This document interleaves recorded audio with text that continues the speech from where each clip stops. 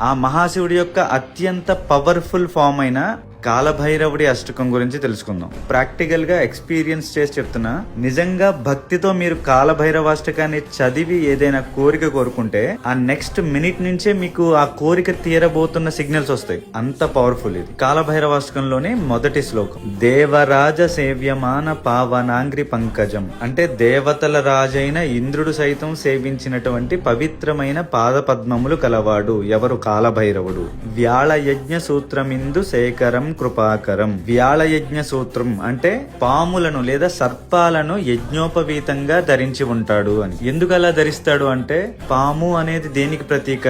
మృత్యువుకి. ఆ మృత్యువునే సునాయాసంగా యజ్ఞోపవీతంగా ధరించాడు అంటే ఆయన మృత్యుంజయుడని. వ్యాళయజ్ఞ సూత్రం ఇందు శేఖరం కృపాకరం. ఇందు శేఖరం అంటే చంద్రుణ్ణి ధరించినవాడు, కృపాకరం అంటే మనందరి యందు కృప కలిగినవాడు.